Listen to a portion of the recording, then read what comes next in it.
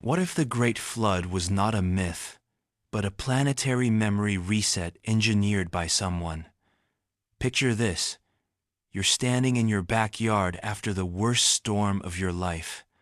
The rain has finally stopped, but everywhere you look, there's devastation. Your neighbor's fence is gone.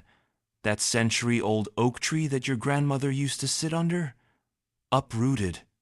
Everything familiar has been reset.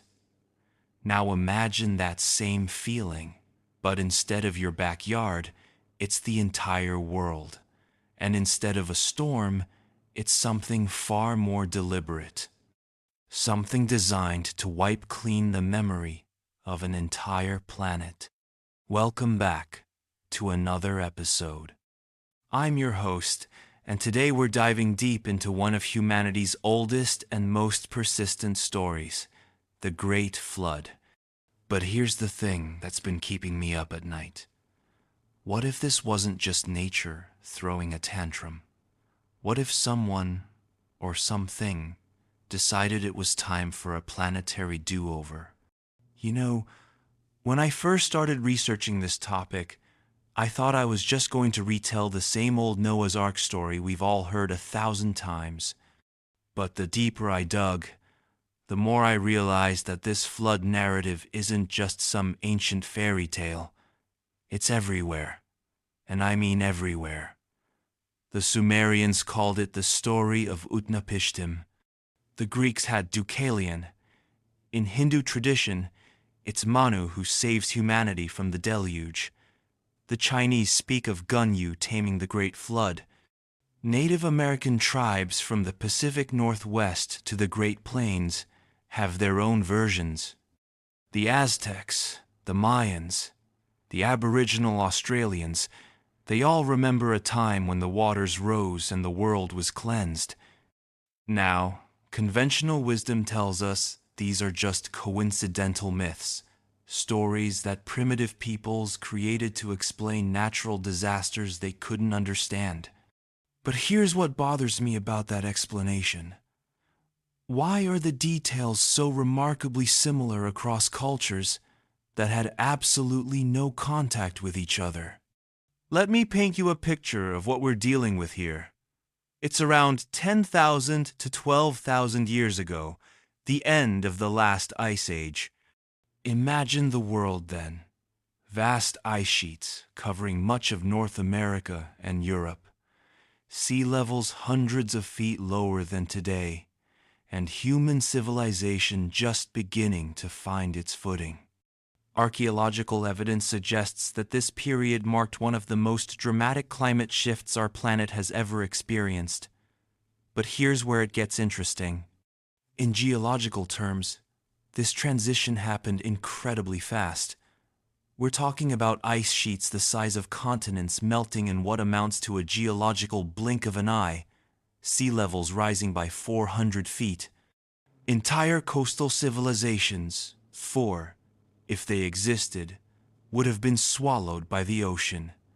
Dr. William Ryan and Dr. Walter Pittman from Columbia University made a fascinating discovery in the 1,990 seconds. They found evidence that around 5,600 BCE, the Mediterranean Sea catastrophically breached the land barrier that separated it from the Black Sea. In a matter of months, what had been a much smaller freshwater lake became the massive body of water we know today. The flood would have been sudden, violent, and absolutely devastating to anyone living along those shores. The sound alone must have been terrifying. Imagine Niagara Falls, but 100 times wider, thundering day and night as billions of gallons of seawater poured into the basin. Anyone who witnessed this event would never forget it. And more importantly, they'd make damn sure their children and grandchildren never forgot it either. But here's what keeps me awake at night. What if the Black Sea event was just one piece of a much larger puzzle? You see, when you start looking at the flood stories from around the world, certain patterns emerge that are hard to explain away as mere coincidence. Almost universally, these stories describe the flood as being sent by divine beings who were disappointed with humanity. They describe a chosen few who were warned in advance, always righteous people who were given specific instructions on how to survive. And then there are the details that are so specific, so technical, that they make you wonder, how did ancient people who barely had written language come up with blueprints for survival that sound remarkably like modern engineering? Take the Mesopotamian epic of Gilgamesh, written down around 2100 BCE, but likely much older. In it, the god Ea warns Utnapishtim of the coming flood and gives him precise instructions for building his ark. The dimensions, the waterproofing techniques, even the way the boat should be loaded, it reads like a manual written by someone who understood naval architecture. But here's the part that really gets me. In multiple flood traditions, the survivors aren't just random people who got lucky. They're described as being chosen specifically to preserve knowledge. In the Mesopotamian version, Utnapishtim is told to bring the seed of all living things, not just animals, but craftsmen, artisans, and wise men. The Sanskrit texts describe Manu as preserving the Vedas, the sacred knowledge. The Maya speak of preserving the calendar and astronomical wisdom. It's almost as if someone wanted to ensure that certain information survived the reset, while other information was deliberately erased. Now, I want to be clear here. I'm not talking about ancient aliens or time travelers or anything like that. But what if we're looking at this all wrong? What if the Great Flood wasn't a punishment or a natural disaster, but a solution to a problem we can't even imagine? Think about it this way. Every computer user knows about the nuclear option, the factory reset. When your system becomes too corrupted, too bogged down with conflicting programs and accumulated errors, sometimes the only solution is to wipe everything clean and start fresh. You save your essential files to an external drive, and you let everything else go. What if ancient Earth was facing a similar crisis? Not technological corruption, but something else. Maybe environmental collapse, maybe social breakdown, maybe something we don't have words for yet. And what if there was someone, some group with advanced knowledge, who made the difficult decision that the only way forward was a planetary reset?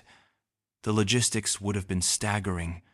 You'd need to identify the right people, not necessarily the most powerful or wealthy, but those with the genetic diversity, the practical skills, and the moral character to rebuild civilization properly. You'd need to preserve essential knowledge while eliminating the corrupted information that led to the crisis in the first place. And you'd need a cover story that would make sense to the survivors and their descendants, something that would prevent them from trying to recreate whatever conditions led to the reset in the first place. So who could have orchestrated something like this? Well, that's where we enter truly speculative territory. And I'll be honest with you, this is where my rational mind starts battling with the implications of what I'm suggesting.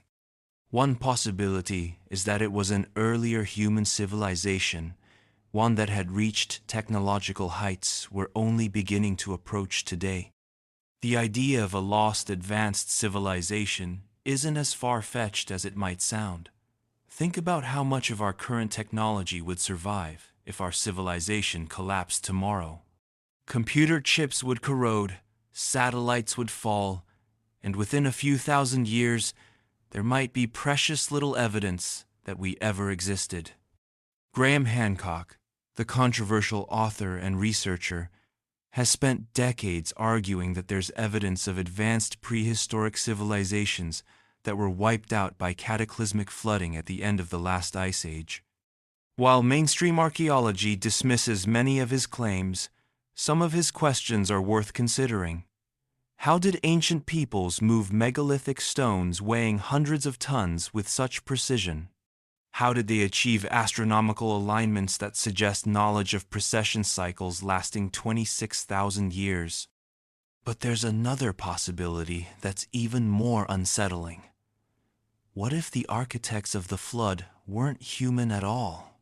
I'm not talking about little green men from outer space. I'm talking about intelligence that emerged from our own planet. Consider this. We know that octopi are remarkably intelligent, capable of complex problem-solving and tool use. We know that whales and dolphins have sophisticated communication systems we're only beginning to understand. What if there's been a non-human intelligence on Earth all along, one that's been watching, waiting, and occasionally intervening when things get out of hand? You know what's fascinating? When you look at ancient flood stories with this perspective, certain details start to make sense in ways they never did before. In many traditions, the flood isn't sent by distant, unknowable gods. It's ordered by beings who are described as living among humans, who know them personally, who have been watching their behavior and judging their progress. These beings are often described as having advanced knowledge of astronomy, agriculture, and technology. The Mesopotamian Anunnaki, the Egyptian Neteru, the Hindu Devas, the Greek Titans, all of these are described as powerful beings who once lived on Earth, who taught humans the basics of civilization, and who eventually became disappointed with how those teachings were being used. But let me share something that made my blood run cold when I first discovered it. In the Sumerian king list, one of the earliest historical documents we have, there's a curious phrase that appears right before the flood narrative. After the kingship descended from heaven, the kingship was in Eridu. In Eridu, Alulim became king. He ruled for 28,800 years. 28,800 years! And he wasn't the only one. The list describes 8 kings who ruled for impossibly long periods, some for over 36,000 years, before the flood came and swept over the earth. After the flood, the lifespans suddenly dropped to normal human ranges. What if these weren't exaggerations or mythological flourishes? What if they were accurate records of a different kind of being altogether? Beings who lived much longer than ordinary humans, who possessed knowledge and capabilities that seemed godlike to the people they ruled. And here's something that really bothers me. Almost all flood traditions describe a period before the flood when giants lived on the earth. The Bible mentions the Nephilim, the men of renown, the men of renown, the men of renown. The Book of Enoch goes into even more detail, describing these beings as the offspring of fallen angels who taught humans forbidden knowledge, metallurgy, astronomy, makeup and jewelry, even the arts of war. The Greeks spoke of the Titans, beings of enormous size and power who ruled before the Olympian gods. Hindu texts describe the Daityas and Danavas, giants who possessed advanced technology and magical abilities. Norse mythology tells of the Jotnar, the frost giants who possessed ancient wisdom. What if these giants weren't mythological beings at all, but accurate descriptions of the remnants of that earlier advanced civilization? What if the flood was specifically designed to eliminate them? Think about the implications. An advanced human subspecies or civilization that had become corrupted or dangerous, and a decision was made to start over with a purer genetic line, the handful of survivors who were chosen to rebuild.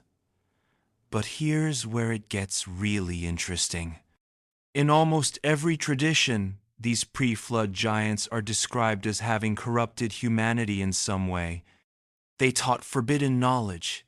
They intermixed with humans, creating hybrid offspring. They led people away from natural law and toward destructive technologies and practices. Sound familiar? Because when I look at our current world, genetic engineering, artificial intelligence, weapons of mass destruction, environmental devastation, anytime, I can't help but wonder if we're following the same path that led to the last reset. Now, here's where this theory gets really uncomfortable for me, and probably for you too. If the Great Flood was indeed a deliberately engineered reset, it raises some terrifying questions about our current situation. Look around at the world today. We're facing environmental collapse, social breakdown, political chaos, and technological developments that could either save us or destroy us.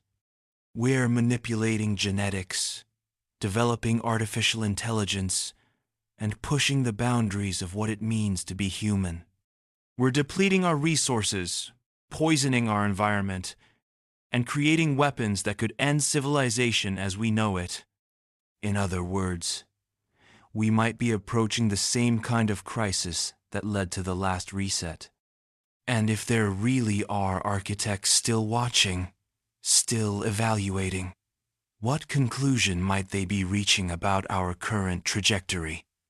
I've been thinking about this a lot lately, especially when I see the news.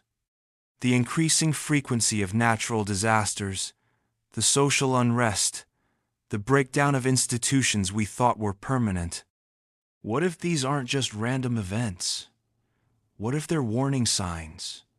The equivalent of that friend who tries to talk you into a factory reset before your computer crashes completely.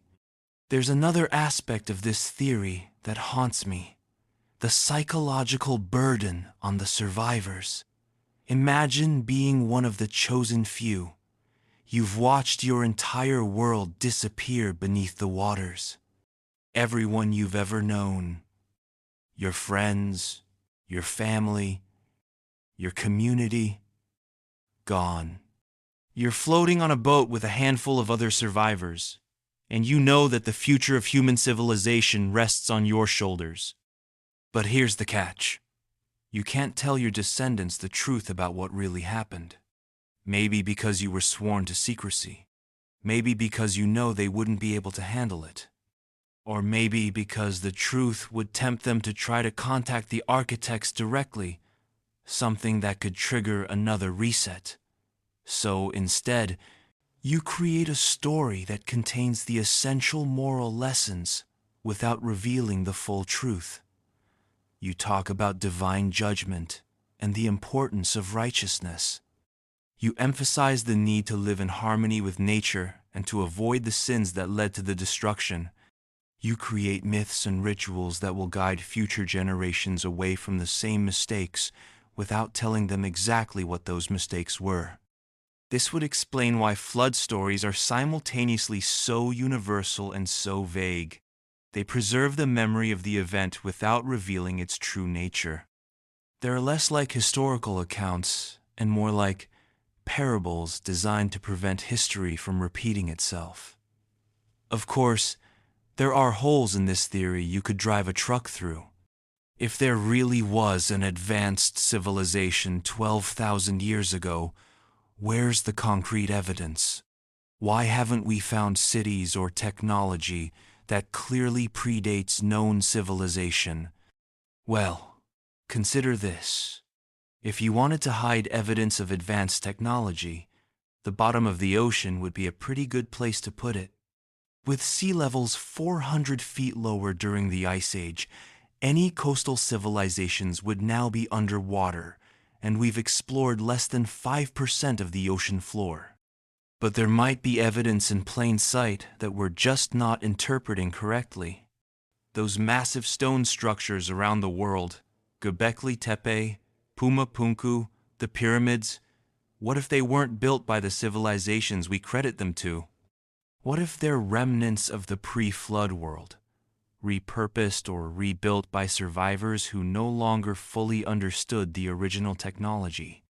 Let me tell you about something that happened to me last year that really drove this home. I was visiting the ruins at Pumapunku in Bolivia. You know, those impossibly precise stone blocks that fit together with tolerances tighter than what we can achieve with modern machinery. I was standing there with an engineer friend of mine, and he pointed something out that chilled me to the bone.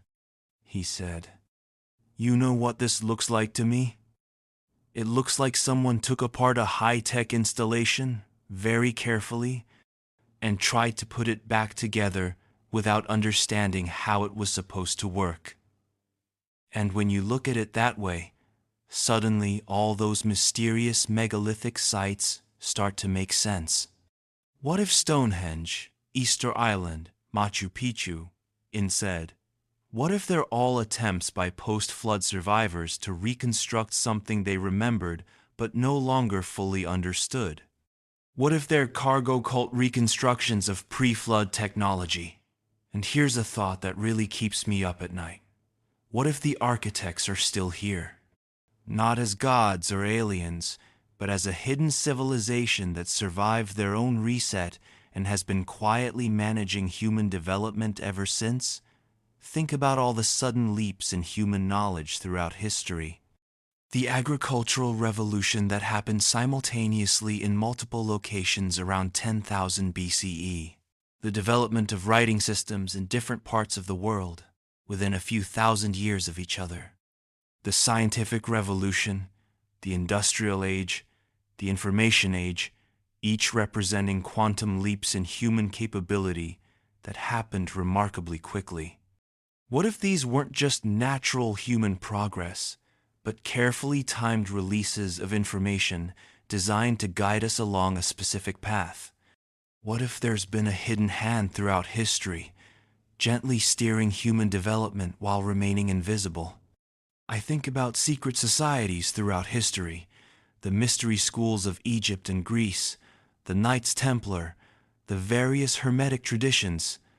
What if some of these weren't just philosophical clubs, but preservers and guardians of pre-flood knowledge? What if they've been slowly releasing ancient wisdom back into the world as humanity became ready to handle it? Consider the Renaissance. Suddenly, after centuries of relative stagnation, Europe exploded with new ideas in art, science, architecture, and philosophy. Historians call it a rebirth of classical learning, but what if it was something more? What if it was a controlled release of preserved knowledge from the pre-flood world? And here's something that really makes me wonder. Why do so many of our most profound scientific discoveries feel like rediscoveries? Einstein talked about the universe being comprehensible, as if its laws were designed to be understood. Mathematicians describe finding eternal truths rather than inventing them. What if we're not discovering new knowledge, but recovering ancient wisdom that was deliberately hidden and is now being revealed as we prove ourselves ready for it? Consider this. If you wanted to hide evidence of advanced technology, the bottom of the ocean would be a pretty good place to put it. With sea levels 400 feet lower during the Ice Age, any coastal civilizations would now be underwater, and we've explored less than 5% of the ocean floor. But there might be evidence in plain sight that we're just not interpreting correctly. Those massive stone structures around the world, Göbekli Tepe, Pumapunku, the pyramids, Göbekli Tepe, what if they weren't built by the civilizations we credit them to? What if they're remnants of the pre-flood world, repurposed or rebuilt by survivors who no longer fully understood the original technology? And here's a thought that really keeps me up at night. What if the architects are still here? Not as gods or aliens, but as a hidden civilization that survived their own reset and has been quietly managing human development ever since? Think about all the sudden leaps in human knowledge throughout history. The agricultural revolution, the development of writing, the scientific revolution, the industrial age, the information age. What if these weren't just natural human progress, but carefully timed releases of information designed to guide us along a specific path? You know, the more I think about this, the more I wonder if the Great Flood wasn't the first reset, or even the last one. What if it's part of a cycle? Look at the geological record. Every few thousand years, there's evidence of major catastrophic events that seem to reset human civilization. The Bronze Age collapse around 1200 BCE, when most of the advanced civilizations in the Eastern Mediterranean suddenly disappeared. The fall of the Roman Empire, the Dark Ages. Even more recently, events like the Black Death or the two world wars that dramatically reshaped human society. What if these aren't random historical accidents, but part of a managed process? What if there's a hidden intelligence that intervenes whenever human civilization gets too close to something, some line we're not supposed to cross? And if that's the case, what line might we be approaching now? I have to be honest with you. Researching this topic has changed how I look at the world. I find myself watching the news differently, paying attention to patterns I might have missed before. When I see stories about climate change, technological breakthroughs, social unrest, or political instability, I can't help but wonder, is this just the normal chaos of human existence? Or are we building toward another inflection point? Last week, I was walking along the beach near my house, watching the waves roll in. It's something I've done thousands of times, but this time I found myself thinking about all the civilizations that might have stood on this same spot over the millennia. How many people have watched these same waves, never knowing that beneath the surface lie the remains of worlds that came before them? It's a humbling thought, and honestly, a little terrifying. Because if I'm right, if the Great Flood was indeed a managed reset rather than a natural disaster, then we might be living in the equivalent of a beta test, a trial run to see if humanity can learn from its mistakes and build something better. And I'm not sure we're passing the test, but let me tell you something else that happened during that beach walk.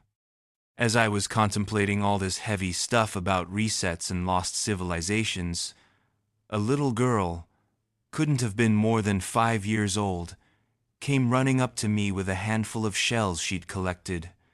Her eyes were absolutely glowing with excitement as she showed me each one, describing the treasures she'd found.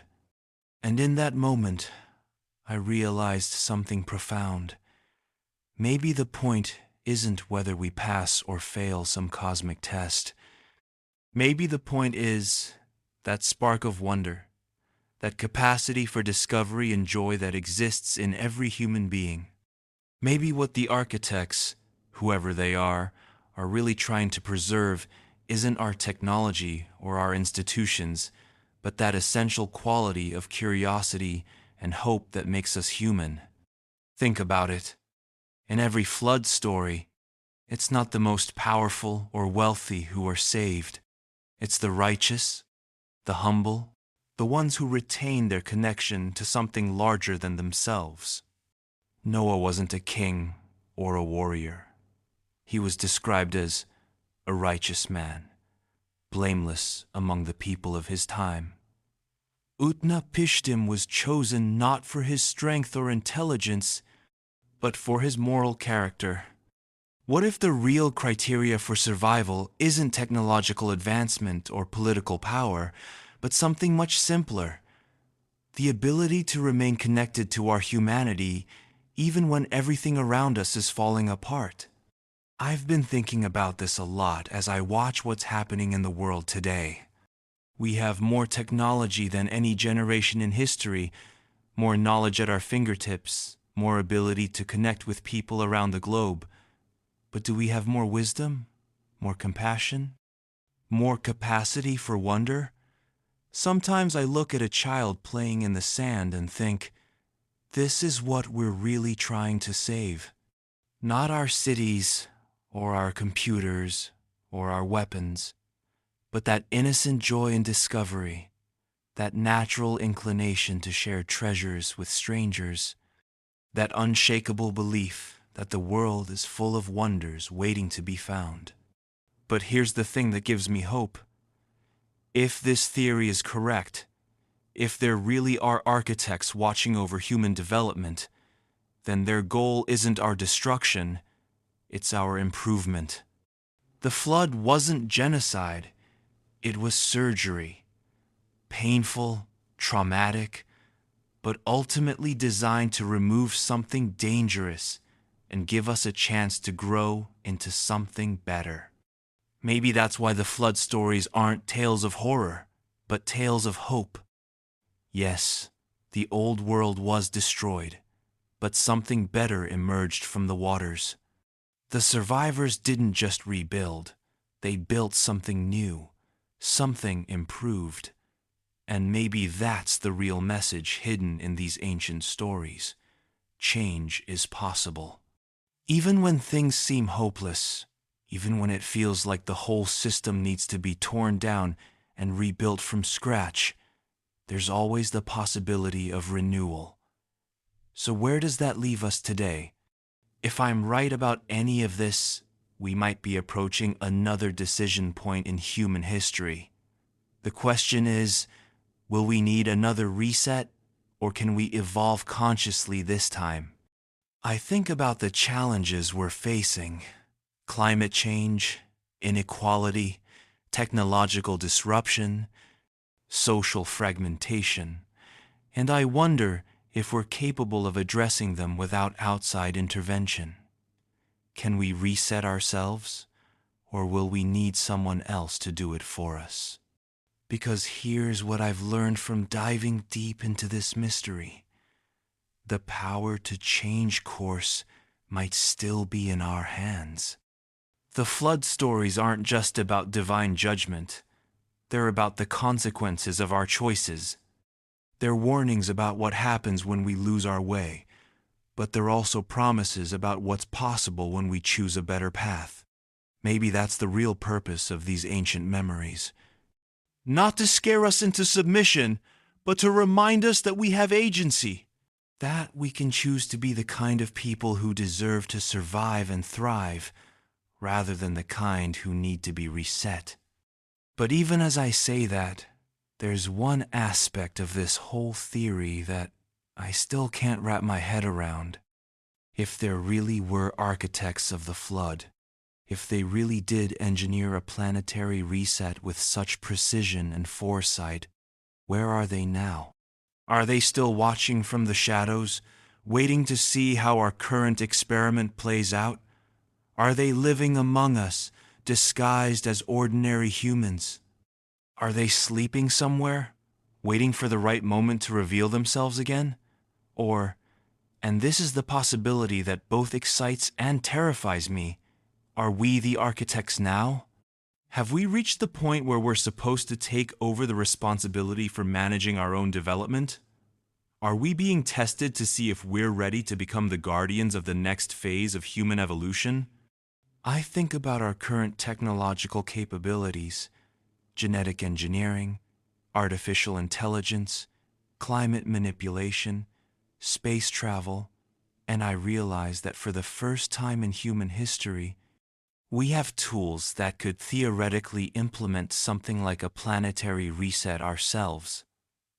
The question is, do we have the wisdom to use them responsibly? You know, when I started working on this episode, I thought I was going to solve a mystery. Instead, I've discovered that the mystery goes so much deeper than I ever imagined. Every answer leads to 10 new questions, and every piece of evidence can be interpreted in multiple ways. But maybe that's the point. Maybe the Great Flood story isn't meant to be solved like a puzzle. Maybe it's meant to be contemplated like a koan, A question that changes us in the asking, even if we never find a definitive answer. I'll be honest with you. There are nights when I lie awake wondering if I'm completely crazy for even entertaining these ideas. The rational part of my mind keeps reminding me that there's no concrete proof, that I'm building elaborate theories on the foundation of ancient myths and circumstantial evidence. But then I remember something that a philosophy professor told me years ago. The most dangerous myths aren't the ones that are obviously false. They're the ones that might be true. And there's something about this flood story that feels true to me, on a level deeper than logic or evidence. Something that resonates with what I see happening in the world today. Something that helps me make sense of patterns that otherwise seem random and chaotic. Let me share something with you that happened just last month. I was interviewing Dr. Sarah Martinez, a geologist who specializes in rapid climate change events. We were talking about the Younger Dryas period, that mysterious cold snap that happened right at the end of the last ice age, just when things should have been warming up consistently. She showed me ice core data that revealed something stunning. The climate didn't just get cold gradually. It plunged into a near ice age state within a matter of decades, maybe even years. Then, just as suddenly, it snapped back to warm conditions. The speed of these changes defies everything we thought we knew about how climate systems work. It's like someone threw a switch, she told me. Twice. Once to turn the cold on, and once to turn it off again. When I asked her what could cause such rapid, dramatic changes, she paused for a long time. Finally, she said something that still gives me chills. Honestly, if I didn't know better, I'd say it looked like someone was testing something. Like they turned on some kind of planetary cooling system to see how it worked, then turned it off when they were satisfied with the results. A test. A planetary scale test of some kind of climate control system happening right around the time that all these flood stories say the world was reset. But here's what really gets me. Dr. Martinez isn't some fringe theorist. She's a respected scientist publishing in peer-reviewed journals, and she's not the only one asking these kinds of questions. There's a growing number of researchers who are finding evidence that the end of the Ice Age wasn't the gradual, natural process we've always assumed it was. Some are suggesting that a massive asteroid or comet impact could explain the sudden changes, the so-called Younger Dryas impact hypothesis. Others point to massive volcanic eruptions or sudden changes in ocean currents. But none of these natural explanations fully account for the precision and timing of what happened. What if the truth is simpler and more terrifying than we've imagined? What if someone really did throw a switch? What if the Younger Dryas wasn't a natural climate event, but the final phase of a deliberate global reset, MBM, a way to stress test the planet's climate systems before implementing the flood? And if that's true, what other switches might still exist?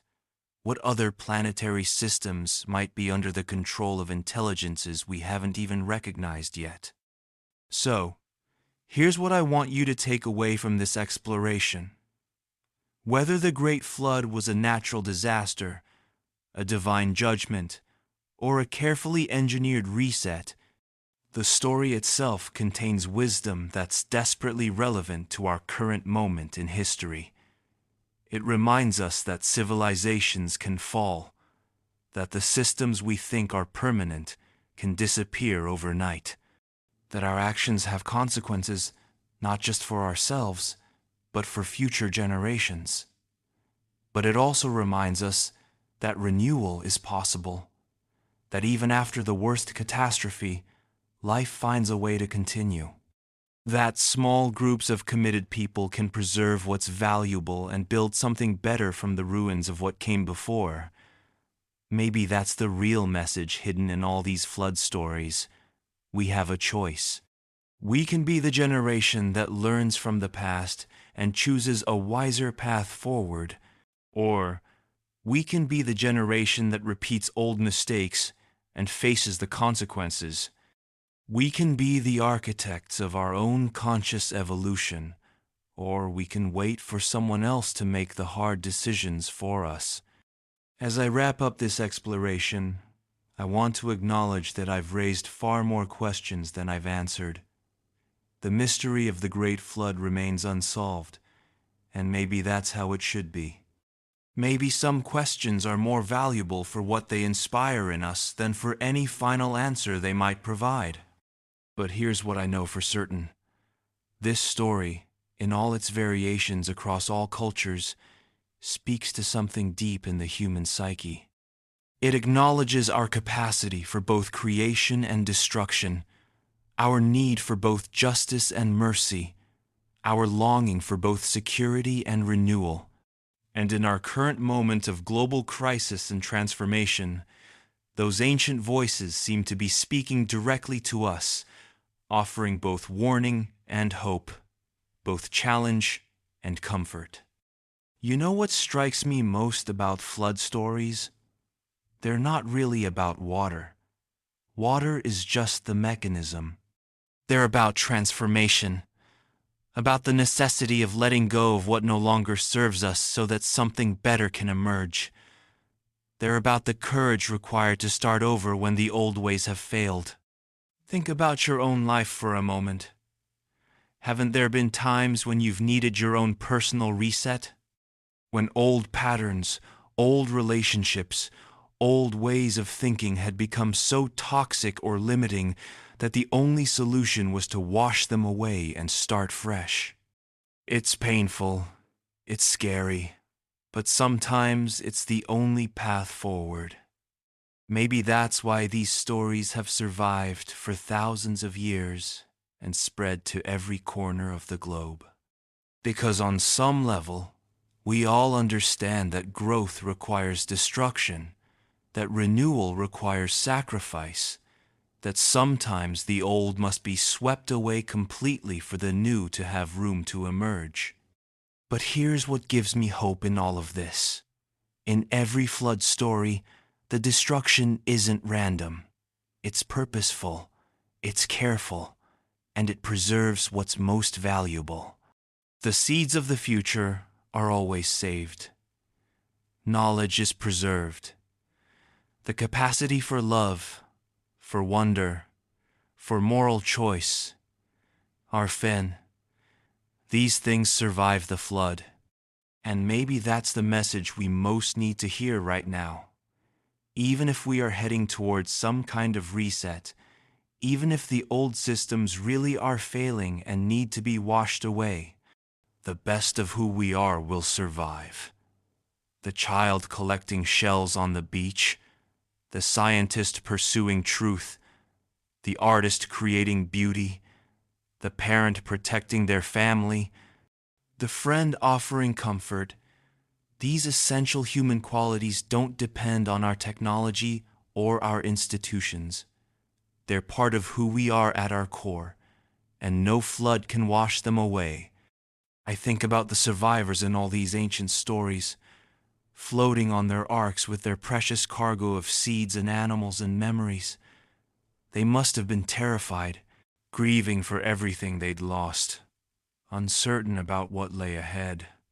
But they also must have felt a strange kind of excitement, the thrilling possibility of building something better, of getting a second chance to do things right. Maybe that's how we should think about our current challenges, not as signs of inevitable doom, but as labor pains, wrapper, the difficult but necessary process of giving birth to something new. Maybe the chaos we see around us isn't the end of the story, but the middle, the messy, uncertain part where the old world is dying and the new one hasn't quite been born yet. And if that's true, then we're not just witnesses to this transformation, we're participants in it. We're the ones who get to decide what gets preserved and what gets left behind. We're the ones writing the flood story that future generations will tell about our time. The Great Flood may have been a memory reset for our planet, erasing certain chapters of our history while preserving the essential story of who we are and who we might become. If so, then we're living in the aftermath of that reset, still discovering what it means to be human, still learning how to build a civilization worthy of survival. And maybe that's enough.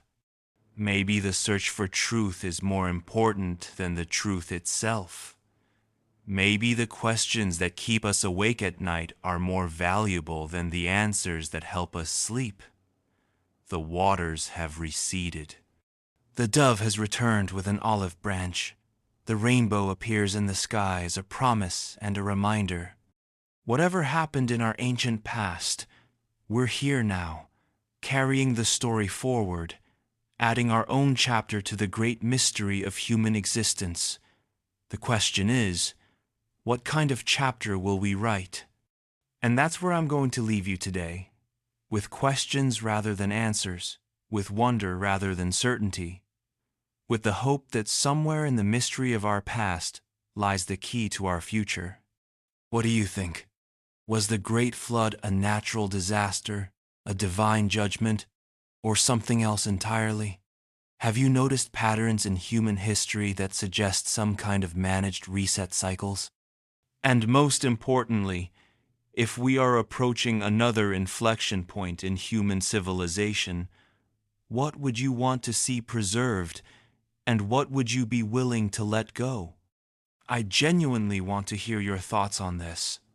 The comments section is where the real conversation happens, and your perspectives often take these explorations in directions I never could have imagined on my own. In fact, let me ask you something specific. Have you ever experienced your own personal flood? A moment when everything familiar was swept away and you had to start over? How did that change you? What did you learn about what's truly essential when everything else is stripped away? Because I have a feeling that our individual experiences of loss and renewal might be preparing us for something much larger. And here's another question that's been haunting me. If you could send a message to the architects, whoever they are, wherever they are, what would you say? Would you thank them for giving us a second chance? Or would you demand answers for the price that was paid? Would you beg them to intervene again? Or would you insist that we're ready to take responsibility for our own destiny? I'm genuinely curious, because I think our answers to these questions reveal something important about how we see ourselves and our place in the cosmic story. If you enjoy diving deep into this mystery with me today, please consider subscribing to Javis Heist. We explore the forgotten corners of history, the unexplained events that shaped our world, and the questions that mainstream sources often avoid. Hit that notification bell so you don't miss our next journey into the unknown. And here's something special. If this episode has sparked something in you, if it's changed how you look at the world even a little bit, share it with someone who isn't afraid of big questions. These conversations need to spread beyond the echo chambers. They need to reach people who are ready to think differently about our past, our present, and our future. Next week, we're diving into another mystery that connects to this flood narrative in ways that might surprise you. The sudden appearance of agriculture around the world exactly 10,000 years ago. Was it really an independent human discovery? Or were the survivors of the flood carrying seeds and knowledge from the world that came before? The evidence might shock you. Until next time, keep questioning, keep wondering, and remember, sometimes the most important truths are hidden in the stories we tell ourselves about the past. But more importantly, the future we're creating right now might be the most important story of all.